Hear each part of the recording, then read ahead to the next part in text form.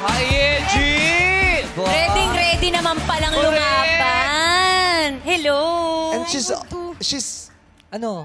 always been effortless. Yeah. No? Pag kumakanta ka talaga dito, parang walang-wala lang. At doon ko pa napapanood yan na ganyan na yan noon, hindi nagbabago. Talaga ba? Yung parang nakikipagkwentuhan lang siya, no? Walang litid. Binibigkas niya lang. Wala lahat. Walang effort. Bumikit ako kanina, sabi ko, 16 years old lang ba yung kumakanta? Tapos pagdilat mo, ano Pagdilat. nakita mo? 48? Ay, 42 lang. 42 lang. Grabe, no? Thank you. Tawag ng tanghalan lang nagpa-uwi sa'yo dito sa Pilipinas. Oo nga.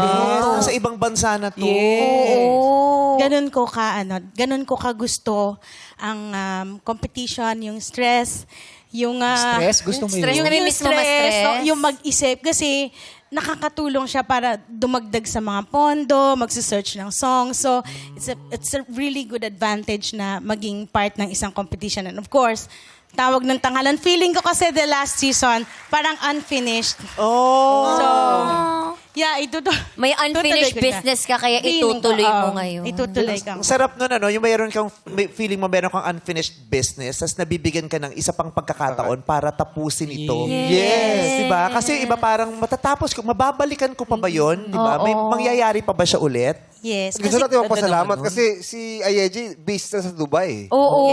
Diba? Umuwi rito para sa Oo, TNT. wala nang balak umuwi yan. At saka, ipapadala dapat ni Elon Musk to sa Mars.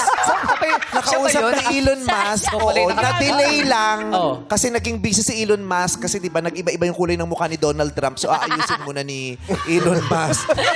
Oo. Pero sabi, sige, babalik muna ako. Pero buti pinayagan kang Oo, mag-leave. Mag-leave.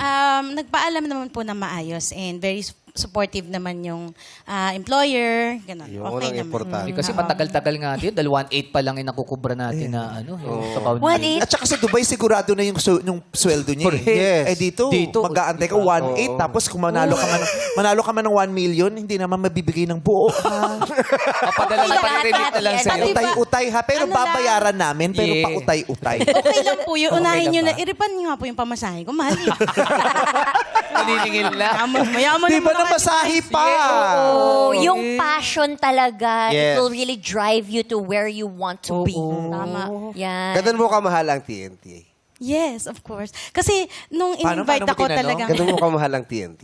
May smile sa dulo siya. Parang tatay na Siyempre, di ba, nakapagsabi. parang, siyempre Di ba proud sa tayo. mukha mo yung mabait na nagtatanong? Gano'n mo ka Paano ba dapat? Parang ikaw. Paano ba yung tinatanong yun? Paano ba tinatanong yun? Gano'n mo ka man yung TN?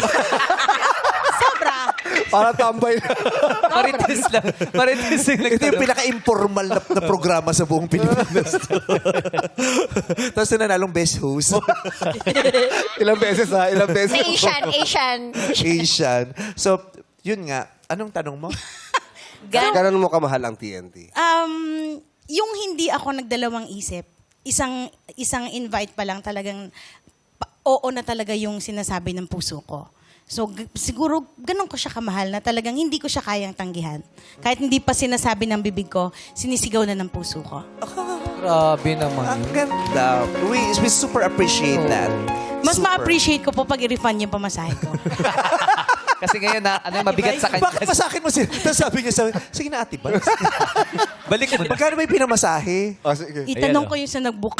Alam mo makayang-kaya yan. Basta mag-perform ka sa Vice Comedy Club. Ay, oo. Isang linggo. Pangatain kita.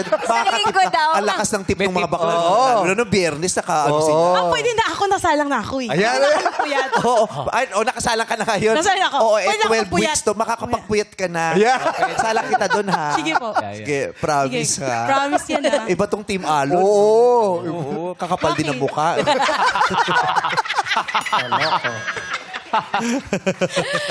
Confidence nga daw ang nakuha niya sa pagsali sa mga contest.